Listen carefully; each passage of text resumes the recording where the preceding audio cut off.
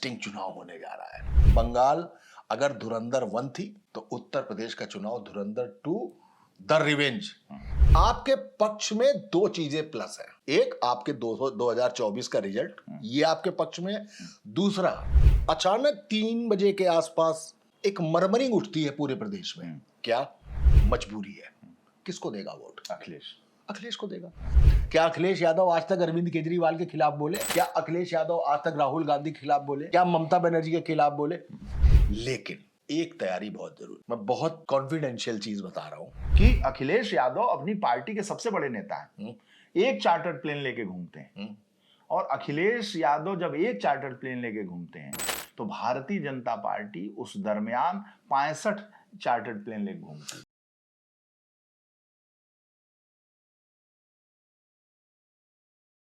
बंगाल चुनाव के बाद आज बात यूपी मिशन 2027 को लेकर। मनोज जी, बीजेपी बंगाल जीत गई, क्या यूपी का चुनाव बीजेपी के लिए आसान है और अखिलेश यादव, राहुल गांधी और समूचा विपक्ष के लिए अब बहुत कठिन हो गया है? क्या विचार है? देखिए, बंगाल का जो चुनाव है वो चुनाव पूरी तरीके से ध्रुवीकरण का चुनाव था। वजह लगभग 10 से 15 साल वहां पे बहुत सारे भाजपा कार्यकर्ताओं की हत्या हुई। वहां पर भारतीय जनता पार्टी से जो रसीद कटाकर कार्यकर्ता नहीं थे लेकिन सपोर्टर थे, उनकी हत्या हुई। संदेश खाली जैसा बलात्कार कांड, आरजीकर मेडिकल कॉलेज में डॉक्टर की बलात्कार और हत्या, ऐसे बहुत सारे मसले हमने देखे। होता क्या है, इन ए लॉन्ग रन पहले हमें समझ में आता है कि ये मसला भाजपा वर्सेस टीएमसी है, लेकिन धीमे धीमे जब उन हत्याओं की, बलात्कार की या इस तरीके की पिटाई, सरेआम लिंचिंग, इन घटनाओं की जब एक लिस्ट बनती है तो एक लंबे समय में एक परसेप्शन ये छोड़ती है कि मारा तो हिंदू ही गया। अब उसके ऊपर से भारतीय जनता पार्टी का कार्यकर्ता या सपोर्टर, ये टैग हट जाता है। छोटी सी बात, आरजीकर मेडिकल कॉलेज में जिस तरीके से डॉक्टर के संग बलात्कार हुआ और उसकी हत्या हुई, उसके बाद अचानक टीएमसी के कार्यकर्ता उस मेडिकल कॉलेज के उस जगह पर पहुंचे जहां पर वो बलात्कार और हत्या की गई थी, और वहां पर सारी तोड़फोड़ कर डाली। पुलिस ने खुली छूट दी। बात क्या आती है कि बलात्कार के मुद्दे पर टीएमसी के जो लोग थे उन लोगों ने सारे सबूत मिटा डाले। बड़ा मुद्दा बना, नेशनल लेवल का इशू हुआ, लेकिन चिन्हित कौन हुआ? संदेश खाली से लेके आरजीकर तक टीएमसी। एक परसेप्शन बना धीमे धीमे मीडिया में, टीएमसी के गुंडे। उस परसेप्शन ने हत्याओं वाली लिस्ट, बलात्कार वाली लिस्ट से भारतीय जनता पार्टी का नाम हटा दिया, हिंदू हो गया वो। जैसे ही वो हिंदू होता है तो भारतीय जनता पार्टी के लिए सबसे प्राइम स्थिति होती है वो, क्योंकि अगर देश में हिंदू, मुस्लिम और ध्रुवीकरण पे चुनाव हो रहा है तो भारतीय जनता पार्टी का स्टैंड क्लियर है कि हिंदुत्ववादी पार्टी है। तो ममता सेव किसको कर रही है? मुसलमानों को। इसलिए वहां पर ध्रुवीकरण पर चुनाव हुआ। उस ध्रुवीकरण के चुनाव को हम एनालिसिस और कर सकते हैं कि भाई वहां पे सेंट्रल फोर्सेस थी जिन्होंने उन वोटर्स को बाहर निकाला जो वोटर्स सो कॉल्ड टीएमसी के गुंडे निकलने नहीं देते थे। वो नहीं निकल पाए जो अब तक बदमाशी कर रहे थे, तो उनका निकला और इनका डरा। एसआईआर 27 लाख, 91 लाख, वो एक अलग मसला है। इन सब चीजों को देखते हुए मैं अभी भी साफ तौर पर मानता हूं कि बंगाल का चुनाव हिंदू मुस्लिम चुनाव था, और हिंदू मुस्लिम चुनाव था तो 92% तक अगर वोटिंग वहां गई है तो एक वोटर जब हाई वोटिंग करता है तो उसके दो नतीजे होते हैं, जिसको एक ही नतीजा माना जाता है कि अगर हाई परसेंटेज हो रही है वोटिंग, इसका मतलब लोग किसी को बचाने निकले हैं या किसी को हराने निकले हैं, दोनों ही तरीके से। तो वो जो चुनाव था वीरेश भाई, वो चुनाव साफ कर गया कि ध्रुवीकरण पे था। बावजूद इसके मैं फिर आपसे कह रहा हूं और इस बात की भी आपसे रिक्वेस्ट करूंगा कि जब हम उत्तर प्रदेश की चुनावी तारीखें तय हो जाएंगी, चरण तय हो जाएंगे, मतगणना जिस दिन आ रही होगी उस दिन शाम को इस शो को दोबारा चलाइएगा। उत्तर प्रदेश में चुनाव ध्रुवीकरण पे होने नहीं जा रहा है। उत्तर प्रदेश का चुनाव जातिगत चुनाव होगा, क्योंकि ध्रुवीकरण का अब आधार यहां नहीं बच रहा है। अगर ध्रुवीकरण यहां होना होता तो भारतीय जनता पार्टी अयोध्या नहीं हारती। भारतीय जनता पार्टी 2024 में 63-64 से 32-33 पर खसक के नहीं पहुंच गई होती। उसके लिए एक ही बात थी, अब की बार 400 पार, लल्लू सिंह का बयान कि संविधान बदल देंगे। और उसका मैसेज विपक्ष ने जो डीकोड करके कन्वर्ट कर दिया, वो ये कर दिया कि आरक्षण खत्म होने जा रहा है। उन सारी चीजों को देखते हुए उत्तर प्रदेश में एक मसला तैयार हुआ और जैसे ही नरेंद्र मोदी तीसरी बार प्रधानमंत्री बने, लेकिन अब एनडीए की सरकार थी, जब वो गए हैं तो सबसे पहले उन्होंने संविधान को माथे से लगाया और उन्होंने एक बयान दिया कि मेरे जीते जी आरक्षण खत्म नहीं होगा। यानी उन्होंने मान लिया था कि आरक्षण का नुकसान हुआ हमको, ये 400 पार वाला फार्मूला गड़बड़ा गया। यही वजह थी कि उन्होंने जो कांग्रेस का एजेंडा था उस एजेंडा को हैक किया और देश में लागू कर दिया। उसका नाम था जातिगत जनगणना। ठीक, यानी सारी जातियों को बताया कि हम जातिगत जनगणना कराने जा रहे हैं। दूसरा काम यूजीसी में पिछड़ों को शामिल करना और एक बहस खड़ी कर देना, और अचानक अगड़ों में नाराजगी आ गई। तो यूजीसी, जातिगत जनगणना, उत्तर प्रदेश में भारतीय जनता पार्टी का पिछड़ा अध्यक्ष बनाना, खुद नरेंद्र मोदी का यह कहना संसद के अंदर कि मैं अति पिछड़े समाज से आता हूं, यानी एक अलग कार्ड खेला जा रहा है। तो उत्तर प्रदेश में आपको चुनाव बंगाल जैसा नहीं दिखाई देगा। उत्तर प्रदेश में जातिगत चुनाव होगा।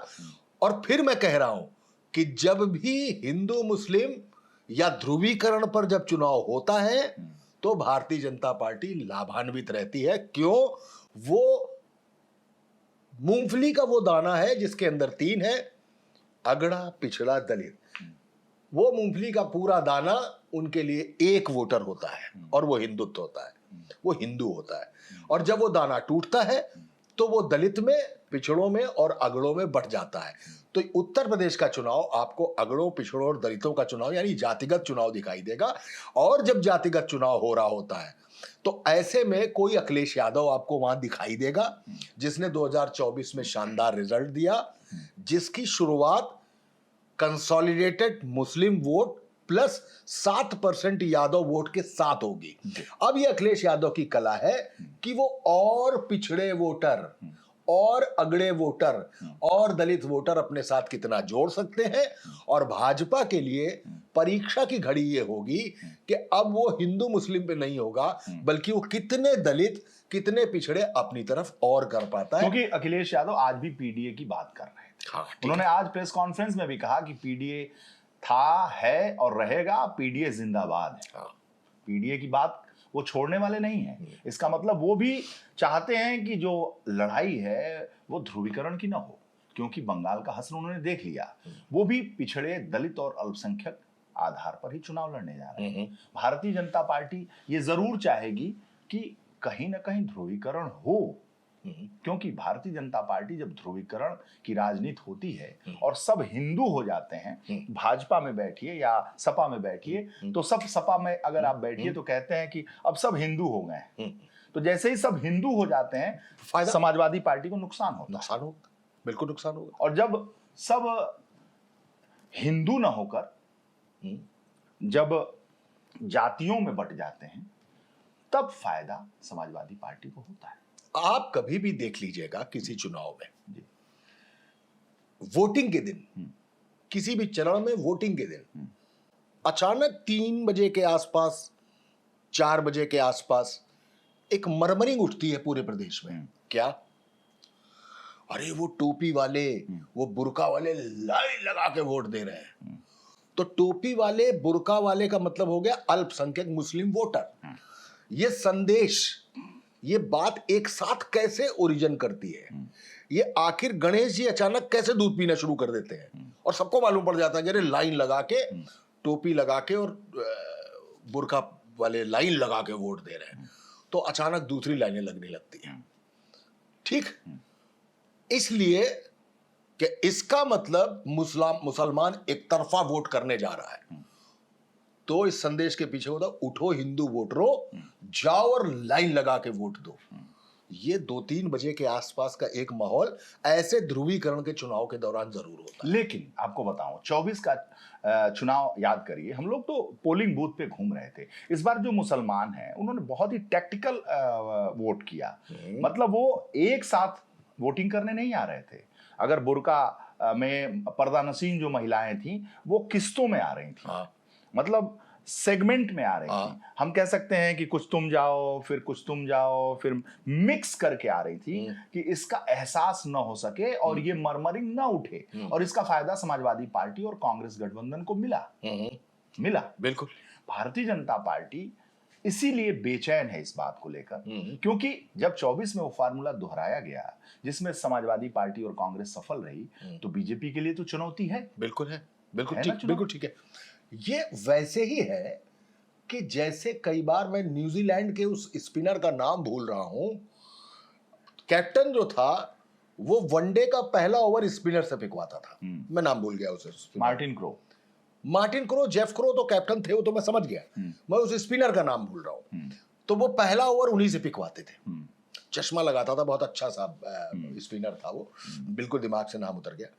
लेकिन उन्होंने एक तरीका निकाला कि स्पिनर्स को पहले ही लगा देते, फास्ट बाद में लगाएंगे, फास्टर बाद में लगाएंगे। यही तरीका होता है।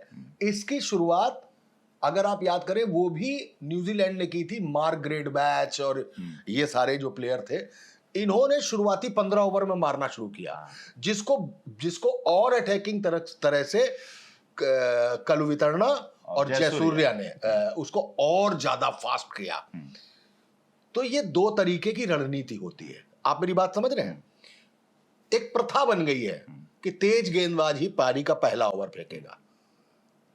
एक प्रथा हो गई है कि पहले धीमे धीमे खेलेंगे। अब उसने प्रथा बदल दी। उसने कहा नहीं, हम पहला स्पिनर से पिकवा देंगे, हम पहले मार के खेलेंगे। ठीक है? तो ये जो आपने बात कही, तो जब ये मरमरिंग उठने लगी तो नई टैक्टिक्स आने लगी। पहले तो यही कहा जाता होगा ना, जाओ जल्दी जाओ, निकलो, वोट डालो, वोट डालो। तो ये सब निकलते होंगे। आप उनके वेशभूषा से उनको पहचानते हैं, इसलिए आपको बुर्का दिखाई देता है, इसलिए आपको टोपी दिखाई देती है, आप उसको पहचानते हैं। जब आप उसको पहचानते हैं तो आप ये खबर उड़ाते हैं। जब खबर उड़ाते हैं तो हिंदू वोटर आता है। मैं ध्रुवीकरण के माहौल की बात कर रहा हूं। फिर वो टैक्टिक्स बदलता है। नहीं जाएंगे, आराम से जाएंगे, लाइन लगा के वोट नहीं देंगे। ये टैक्टिक्स इस तरीके से बदलती है। लेकिन जब जातिगत चुनाव होता है तब वोटर सबसे ज्यादा खामोश होता है, चुप होता है। वो नहीं बताता कि किसको वोट देने जा रहा है। वहां पर ऐसे माहौल में एक चीज उत्तर प्रदेश में तय है। उत्तर प्रदेश में मुसलमान कंसोलिडेट है, वो मजबूरी है। किसको देगा वोट? अखिलेश को देगा। अकेली विपक्षी पार्टी है उत्तर प्रदेश में। अब आप मायावती का नाम ले देंगे तो हाशिए पे है, कांग्रेस है नहीं।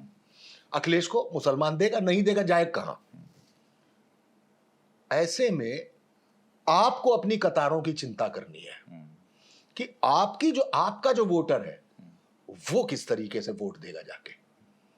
क्या दलित चुपचाप बैठ के जाके भाजपा को वोट दे रहा है? क्या पिछड़ा चुपचाप जाके भाजपा को दे रहा है? क्या अगड़ा चुपचाप जाके दे रहा है? क्योंकि उसको आप पहचान नहीं पाएंगे कि वो वोट किसको देने जा रहा है। तो चिंता जातिगत स्तर पर उत्तर प्रदेश में जो चुनाव होगा उसमें चिंता भाजपा के लिए है। मतलब कुल मिला के आप ये कह रहे हैं कि बंगाल के रिजल्ट से यूपी के रिजल्ट का आकलन बहुत नहीं करना चाहिए, क्योंकि बंगाल अलग है और यूपी अलग है। जिस तरीके से ममता बनर्जी एकला चलो के रास्ते पर चल रही थी, वहां राहुल गांधी भी उनके खिलाफ थे, अखिलेश जी वहां गए नहीं, और भी तमाम पार्टियां आपस में लेफ्ट से उनका वो था, विपक्ष वहां बिखरा हुआ था। वो विपक्ष जो इंडी गठबंधन के बैनर तले एक दिखता है वहां बिखरा हुआ था, लेकिन यहाँ राहुल और अखिलेश की जोड़ी है ना, है। यहाँ लेफ्ट से भी उनके समझौते हैं, है। और आम आदमी पार्टी भी संजय सिंह के माध्यम से जुड़ी हुई है। तो ऐसे में अखिलेश यादव एक लामबंद करने की कोशिश में लगे हैं 24 से, और 24 के रिजल्ट के बाद उनकी भूमिका को भी बड़ा कर दिया है। अब ऐसे समझिए, अखिलेश यादव सबसे ज्यादा परफॉर्म कहां करते हैं? जी, उत्तर प्रदेश में। जी, राहुल गांधी सबसे ज्यादा परफॉर्म कहां करते हैं? कहीं भी। जी। कांग्रेस नेशनल पार्टी है, इतनी पुरानी पार्टी है। ममता बनर्जी का पूरा स्टेक बंगाल पे। वो कद अपना कैसे बनाती है कि हाँ वो विपक्ष से भाजपा से मुचैटा ले रही है। अखिलेश यादव के लिए यहां पर ये प्लस पॉइंट है। लेकिन गौर करिए, राहुल गांधी ने मेरे ख्याल से पहले चरण के चुनाव के दौरान ही ये बात कह दी थी कि ममता बनर्जी ने बंगाल में ध्रुवीकरण करके सबसे बड़ी गलती की। ममता बनर्जी ने सबसे बड़ी गलती की कि उन्होंने वहां पर भ्रष्टाचार को रोका नहीं। अब यही ममता बनर्जी उठेंगी और राहुल गांधी के साथ चुनाव लड़ेंगी।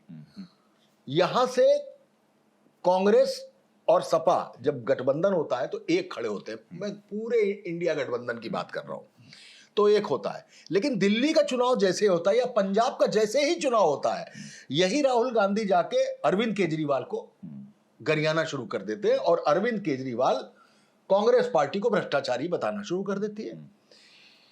इसके बीच की जो ये आयरनी है, जिसको बोलते हैं विडंबना, ये कैसी बात है कि हम यहां पर उसको चोर कहते हैं और वहां पर साहूकार। इसको खत्म करना पड़ेगा, वरना ये गठबंधन मजाक बन जाएगा। इस मजाक को सीरियसनेस में चेंज करना भी इंडिया गठबंधन जो ब्लॉक है उस ब्लॉक के लिए बहुत बड़ी जिम्मेदारी है। आप जनता को इतना मूर्ख मत समझिए, आप जनता को इतना मूर्ख मत समझिए। अब ममता बनर्जी को बंगाल हारने के बाद उत्तर प्रदेश में अगर वो आएंगी तो अब उनके शेयर का सेंसेक्स गिर चुका है। अभी तक कहते नहीं अपनी भाषा में, अरे बड़े ऐंठे घूम रहे, अभी तक वो ऐंठी हुई थी। भाई ऐंठी ये थी कि भाई लोकसभा के चुनाव में भदोही से ललितेश पति त्रिपाठी, समाजवादी पार्टी ने उनको वॉक ओवर दिया। वो तृणमूल कांग्रेस के बैनर तले चुनाव लड़े। टीएमसी का एक कैंडिडेट यहाँ चुनाव लड़ा। अखिलेश यादव कल ममता बनर्जी से मिलने भी जा रहे हैं। अखिलेश यादव ने फोन पे भी बात की है। वो उसी दिन जा रहे थे जिस दिन रिजल्ट निकला था, लेकिन ममता ने कहा कि बाद में आओ, तो वो कल जा रहे हैं, मिलने जा रहे हैं। तो जो ममता एकला चलो के रास्ते पे थी, अब उन्हें जरूरत पड़ गई है विपक्ष के लोगों की। और जिस राहुल गांधी के हेलीकॉप्टर को उतरने नहीं दिया कई जगहों पर चुनावी सभा में ममता बनर्जी ने, जिस राहुल गांधी की सभाओं में भगदड़ और हंगामा कर दिया, जितना भाजपा खुश है ममता बनर्जी के जाने से, उतना ही कांग्रेस खुश है। और राहुल गांधी को मुख्य विपक्षी दल का नेता, इंडिया गठबंधन का नेता नहीं बनने देने का जो सबसे बड़ा कारक रही वो ममता बनर्जी रही। ममता बनर्जी ने नीतीश कुमार को भी, नीतीश कुमार ममता बनर्जी ने विरोध किया कि राहुल गांधी के नाम पर मैं तैयार नहीं हूँ। शरद पवार को समझाया कि नहीं, आप इतने सीनियर लीडर हैं, आप कैसे तैयार हो जाएंगे राहुल गांधी के नाम पर। राहुल गांधी को नॉन सीरियस नेता के तौर पर उन्होंने साबित करने की कोशिश की। और आप बंगाल में देख रहे हैं कि बहुत सारी ऐसी जगहों से घटनाएं सामने आ रही हैं कि तृणमूल कांग्रेस के ऑफिस पर कांग्रेसियों ने कब्जा कर लिया है। क्योंकि तृणमूल कांग्रेस, ममता बनर्जी तो कांग्रेस ही का पार्ट थी ना, वहां कांग्रेस ही तो थी, मूलतः कांग्रेस ही थी। और जब टीएमसी, लेकिन इंदिरा गांधी के खिलाफ उन्होंने बहुत वहीं से शुरुआत की थी अपनी। टीएमसी वो सोनिया गांधी के जमाने में अलग हुई। हाँ, हाँ। सोनिया गांधी ने 9 घंटे उनको बैठा दिया, फिर वो अलग हो गई। हाँ, उस वक्त इंदिरा जी का जमाना नहीं था। Yes, इंदिरा yes, जी के जमाने में तो वो अभी युवा नेता थी। जी, जी। फिर रंजन दास मुंशी और उन लोगों का जमाना था, तो युवा नेता थी वो। सोनिया गांधी की वजह से वो उन्होंने पार्टी छोड़ी थी। बस यहीं पे अपनी बात कंप्लीट करने जा रहा था कि कोई अरविंद केजरीवाल, कोई शरद पवार, कोई ममता बनर्जी, कोई राहुल गांधी, ये सब आपस में एक दूसरे के खिलाफत करते रहते हैं। बस वही बात कहने जा रहा था मैं। अखिलेश यादव ने किसकी बुराई की आज तक? क्या अखिलेश यादव आज तक अरविंद केजरीवाल के खिलाफ बोले? नहीं। क्या अखिलेश यादव आज तक राहुल गांधी के खिलाफ बोले?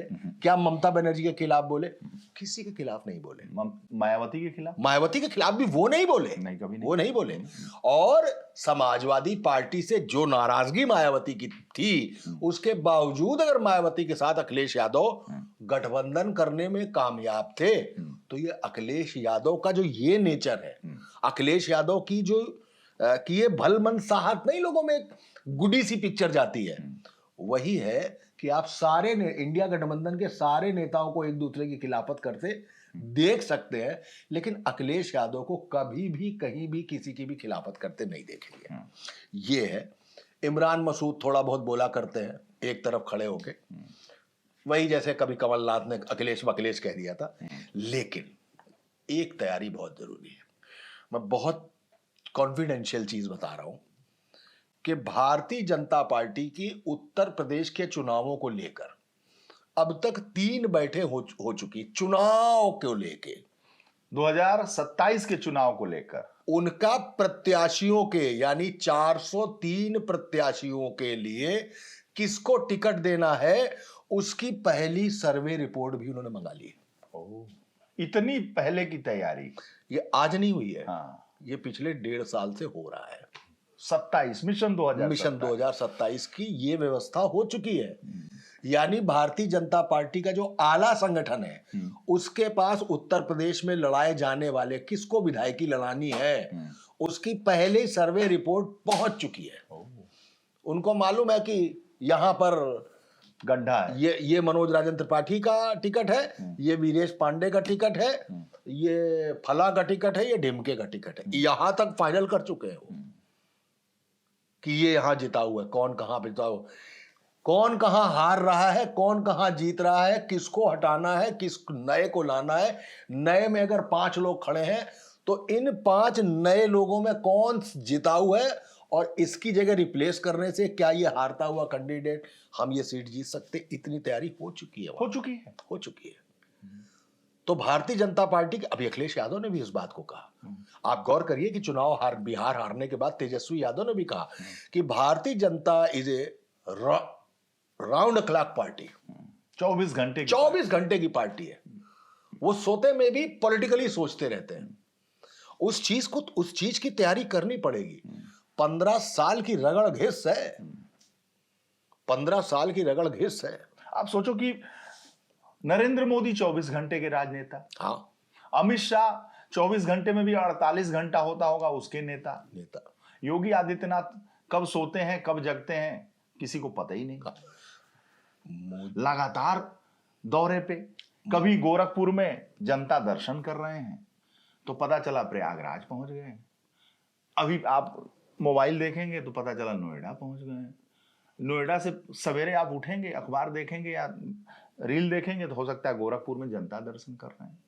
तो ये कब सो रहे हैं कब जग रहे हैं। 24 घंटे की राजनीति करना है, चार्टर्ड प्लेन में हमेशा बैठे रहना है, हेलीकॉप्टर में घूमते रहना है, तो इनसे पार पाना इतना आसान तो है नहीं। बिल्कुल नहीं है। मैं ये कहता हूं कि अखिलेश यादव अपनी पार्टी के सबसे बड़े नेता हैं, एक चार्टर्ड प्लेन लेके घूमते हैं। और अखिलेश यादव जब एक चार्टर्ड प्लेन लेके घूमते हैं तो भारतीय जनता पार्टी उस दरमियान 65 चार्टर्ड प्लेन लेके घूमती है। तो मुझे ये बताइए कि अगर अखिलेश यादव 403 सीटें हैं, मैंने मान लिया कि उन 403 सीटों को आप 80 लोकसभा सीटों में बांट दीजिए, यानी कम से कम 4 से 5 एवरेज सीटें एक लोकसभा में आती हैं। अगर 80 संसदीय सीटों को 2 हिस्सों में हम बांट दें तो मैक्सिमम 160 सभाएं 403 की जगह 160 सभाएं तो अखिलेश यादव को करनी पड़ेगी। मुझे दूसरा लीडर बताइए कि इन 160 सीटों की सभाओं में अगर नहीं जा पाए अखिलेश यादव या 80 सभाएं उनको करनी है तो कौन करेगा दूसरा? इसमें एक दिलचस्प आपको किस्सा सुनाता हूं। किस्सा यह है कि 22 का चुनाव था।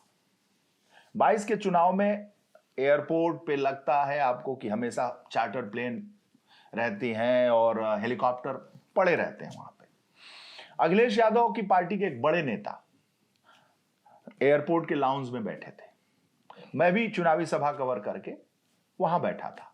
भारतीय जनता पार्टी के एक बड़े नेता, बहुत बड़े नेता वहां आए और उस नेता से गले मिले और उन्होंने कहा कि भाई एक बात पूछूं? तो उन्होंने कहा कि हाँ पूछो। उनमें दोनों में बड़ी गहरी दोस्ती थी। तो कहे यार ऐसा है, जीत ना पाओगे। अच्छा। हाँ, जीत ना पाओगे। 22 के चुनाव अभी रिजल्ट नहीं निकले थे। बोले जीत ना पाओगे। तो मैंने उत्सुकतावश पूछ दिया, उदंडता करते हुए कि क्यों? इतना बढ़िया समाजवादी पार्टी लड़ रही है।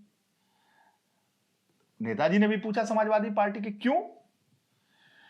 बोले आपके पास एक अखिलेश यादव है, उनके पास एक चार्टर्ड प्लेन है और वो दौरा करते हैं और दौरा करने के बाद लखनऊ आ जाते हैं और लखनऊ आ जाते हैं उसके बाद अपने लोगों से बात करते हैं।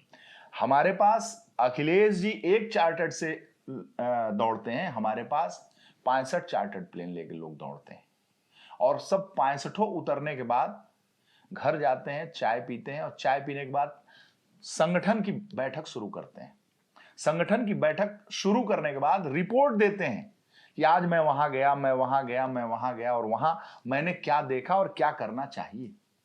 वो बैठक खत्म होती है और बैठक खत्म होने के बाद वो फिर खाना खाने जाते हैं और खाना खाने के बाद एक और बैठक शुरू होती है।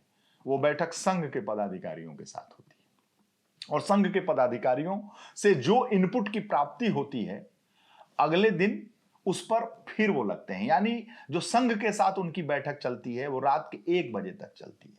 फिर भारतीय जनता पार्टी के वो जंबो जेट जो प्रचारक हैं वो फिर अपने होटलों में, अपने गेस्ट हाउस में अपने घर जाते हैं, सो जाते हैं और फिर तैयार होकर उसी वक्त एयरपोर्ट पर चार्टर्ड प्लेन पर सवार होने, हेलीकॉप्टर पर सवार होने आ जाते हैं जब अखिलेश यादव जी चार्टर्ड प्लेन पकड़ने को तैयार होते हैं। देखिए, उनकी संख्या 1 होती है और उनकी संख्या 65 से 70 होती है। पूछिए, अब आप पूछेंगे 65 से 70 कैसे होती है? हाँ। अरे साहब, कोई बनारस के बाबतपुर एयरपोर्ट पर लैंडिंग किया हुआ है, कोई दिल्ली में लैंडिंग किया हुआ है, कोई लखनऊ में लैंडिंग किया हुआ है, कोई कुशीनगर में है, कोई आगरा में है, कोई प्रयागराज में है, कोई अब और जगहों पे है, कहीं गाड़ियों से है।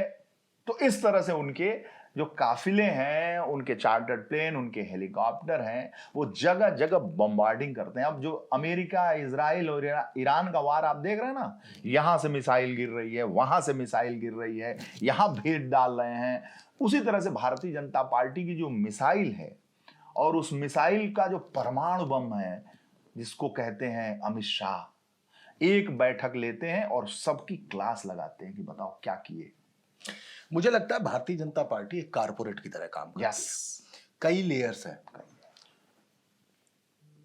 एक योगी आदित्यनाथ, उत्तर प्रदेश हो गया, ये सरकार अलग काम कर रही है, ये संगठन अलग काम कर रहा है। ये सरकार और संगठन आपस में कुछ तय करते हैं, यहां से ये उठता है, सामंजस्य होता है, संघ से सामंजस्य होता है और ये पूरी लिस्ट उठा के दिल्ली भेज दी जाती है।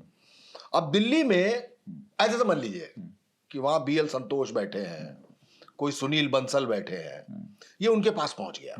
अब उन्होंने उसको पढ़ना शुरू किया, ये अच्छा, ऐसा ऐसा क्यों, कहां, कैसे, जहां समझ में आया वहां फोन मिलाया, फिर BL उनके पास पहुंचा, परफॉर्म किया है आदमी ने, परफॉर्म किया है सुनील बंसल ने, उसने देखना शुरू किया, अच्छा अच्छा अच्छा, और यूपी पूरा मालूम है, यहाँ छपा है, यूपी पूरा मालूम है, देखते गए ये करके, नहीं ये ठीक नहीं है, ये ठीक नहीं, इसके बारे में रिपोर्ट के लिए उसको मालूम है कि किस आदमी से बात करनी है इसकी रिपोर्ट लेने की। ये सब कुछ जब हो गया तो ये मसाला जो 40 पन्ने का था, जो 400 पन्ने का था, वो 40 पन्ने में आया, और 40 पन्ने के बाद वो आखिरी चीज 40 नामों में आ गई, और वो 40 नाम का एक पन्ना पहुंचा अमित शाह के पास, जो गृह मंत्री भी है, चुनाव भी लड़वा रहा है, हर जगह जा रहा है, बंगाल में ठहरा हुआ है, रुका हुआ है, यहां भी आते हैं तो बनारस में आराम से रुकते हैं कई कई दिन, और फिर अमित शाह उस पर बात करके अपने नीचे 20 लोग बात कर रहे हैं, ऊपर अमित शाह ने 2 ही लोगों से बात की, ये कैसे है, वो कैसे है, फलाना कैसे है, ढिमाका कैसे, और क्रॉस चेकिंग का सिस्टम है। उस क्रॉस चेकिंग में जब सारी चीज फाइनल हो गई तो वो जो 20 नाम की सूची थी, उस 20 नाम की सूची में सिर्फ 2 चीजें तय करके वो लिस्ट लास्टली पहुंची नरेंद्र मोदी के पास। 40 में 2, 400 पन्ने से 2 नामों की बात कर रहा हूं मैं। जरा फिल्टरेशन और लेयरिंग समझिए आप। और है क्या, नरेंद्र मोदी पूरा विश्व जानता है, अमित शाह देश विदेश भी जानते हैं, योगी आदित्यनाथ पूरा देश जानता है। ये सारे जो चेहरे हैं, इसमें जो चेहरा जिसको आप नहीं पहचान रहे हैं, जिसको लोग नहीं पहचानते हैं, वो भी सुपरस्टार निकला, हमेशा निकला, सुनील बंसल।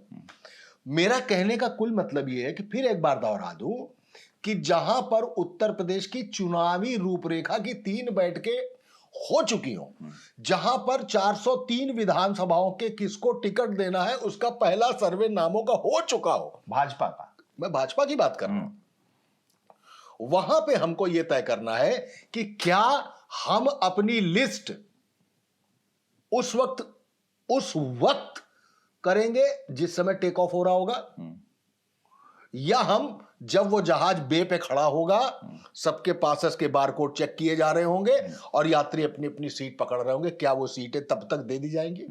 क्योंकि एक प्रत्याशी को चुनाव लड़ने के लिए, माहौल बनाने के लिए, गणित बैठाने के लिए एक समय चाहिए होता है। हाँ, ऐन वक्त पे आपको कहीं समझ में आया कि ये प्रत्याशी मेरा हार जाएगा, आपने फट से उसका टिकट बदल दिया, तो इमरजेंसी कंटिंजेंसी प्लान तो हर जगह होता है। उस चीज से आपको लड़ना है। आपका जो ग्रॉस रूट लेवल का संगठन है, यानी समाजवादी पार्टी का जो संगठन है, वो संगठन है, वो संगठन नहीं होता तो 2024 का रिजल्ट नहीं होता। लेकिन आप गौर करिए कि आपके ही इस नेटवर्क पर एक और लोड आने वाला है, वो लोड है कांग्रेस।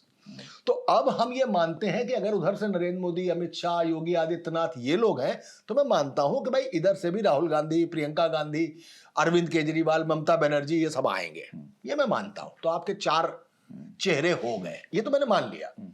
लेकिन उस नेटवर्क पर इतना बोझ, वो नेटवर्क क्या उसको इतना संभाल पाएगा, इसकी तैयारी करनी होगी। आपके पक्ष में 2 चीजें प्लस है। एक, आपके 2024 का रिजल्ट, ये आपके पक्ष में है। दूसरा, आपके कार्यकर्ता सत्ता की एक बूंद पीने के लिए प्यासे बैठे हैं, और पानी की सबसे शिद्दत से खोज वो कर रहा होता है जो वास्तव में प्यासा होता है। तो कार्यकर्ता आपका लग जाएगा, इसमें कोई दो राय नहीं है। कार्यकर्ता लग जाएगा, जमीनी लेवल तक लगेगा, इसमें कोई दो राय नहीं है। लेकिन मुझे लगता है कि बंगाल का चुनाव खत्म, अब भारतीय जनता पार्टी 3 बैठक करके और लिस्ट फाइनल करके यहां तक हो चुकी। ये पहली सर्वे रिपोर्ट है, हो सकता है 4 सर्वे रिपोर्ट और जाए, लेकिन पहला ये यहां पे तैयारी कर चुकी है। Now you have to ignite your engine. अब आपको अपने इंजन को स्टार्ट करना है। संगठनात्मक बैठकों का, देखिए हम लोग पॉलिटिशियन नहीं है, लेकिन फिर भी एक बात कह रहे हैं कि आपके पक्ष में ये 2 बातें हैं कि आपका कार्यकर्ता प्यासा बैठा है, आपके पास सत्ता नहीं है, और 3 बार हो गया, 2 बार हो गया, ये तीसरी बार है। आपको सत्ता की प्यास होगी, यही राजनीति है। और तीसरी सबसे अच्छी बात कि उत्तर प्रदेश का चुनाव आपके लिए, मैं उनके नजरिए से कह रहा हूं, वो जातिगत आधार पे होना जा रहा है, ध्रुवीकरण के आधार पे नहीं होने जा रहा है। लिहाजा आपके पास अलग वोटों की एक कतार शामिल हो सकती है। तो MY फैक्टर जो मुस्लिम वाला और यादव वाला फैक्टर है, उसको आपने PDA में कन्वर्ट किया, PDA से आपको रिजल्ट मिला। उस PDA को कितना स्ट्रांग करके तुरंत अपने नेटवर्क को ऑन करके आप कैसे जल्दी से संजाल बिछाकर तैयारी करते हैं, क्योंकि पता नहीं चलेगा और अचानक सब हड़बड़ी शुरू हो जाएगी। और ये तो फिर आएंगे, बंगाल साथ में लेके आएंगे, बिहार अलग लहरा रहा होगा, ये सारी चीजें लेके आएंगे। और कुछ भी कहिए, ये तो हो गई नेताओं की तैयारी। एक जनता नाम की चीज होती है, जब उसमें मरमरिंग शुरू हो जाती है, अरे यार तो बंगाल जीत गए, अरे यार ममता बनर्जी को हरा दिए ये लोग, वो जो है वो सबसे, क्योंकि भाजपा के पास 3 तरीके का वोटर है। एक वोटर वो है जिसको मंदिर से मतलब है, भगवान राम से मतलब है, लेकिन वो सबसे पुराना वोटर है भाजपा का, वो एक लेयर है उसकी, वो सबसे पहले। दूसरा जो उसका वोटर है, दूसरा उसका वोटर वो वाला है कि भारतीय जनता पार्टी ने राष्ट्रवाद कायम किया है। तो एक मंदिर वाला हो गया, भगवान वाला हो गया, वो सबसे पुराना काडर है। एक हो गया राष्ट्रवाद, जो 2014 के बाद पैदा हुआ है, राष्ट्रवाद का मुद्दा कि हाँ भाई विदेशों में बड़ा नाम कर दिया, देश में ऐसा नाम कर दिया। तीसरी जो उसकी लेयर आई है वो सबसे खतरनाक है। वो ये है कि अगर चुनाव हारे तो मुबीन उठेगा और मैकू को मारेगा। वो जो डर वाली तीसरा लेयर है वो बैठा हुआ है। इन 3 लेयर्स में से पहली और दूसरी लेयर तो बिल्कुल तय है। तीसरी वाली जो लेयर है, मैकू और मुबीन वाली, ये लेयर वो वाली है कि यार हमको क्या डराया जा रहा है, क्या होगा अयोध्या से, और ठीक है राष्ट्रवाद तो हो गया, अब क्या करें। वो जो सोच रहा है वो क्या करेगा, ये पकड़ भाजपा धीमे से बनाती है। इन सब चीजों की तैयारी करके बहुत इंटरेस्टिंग चुनाव होने जा रहा है, बहुत इंटरेस्टिंग। बंगाल अगर धुरंधर 1 थी तो उत्तर प्रदेश का चुनाव धुरंधर 2 द रिवेंज ये है। और दर्शकों को, पत्रकारों को, नेताओं को, ग्राउंड जीरो को बहुत मजा आने वाला है उत्तर प्रदेश का चुनाव देख के। और आखिरी में ये जितने तंत्र इन्होंने बताए, उसमें आखिरी में जुगाड़ तंत्र, यस, वो बहुत बड़ा तंत्र, वो बहुत तंत्र है। उस जुगाड़ से भी निपटना है। पता न पावे सीताराम। नमस्कार।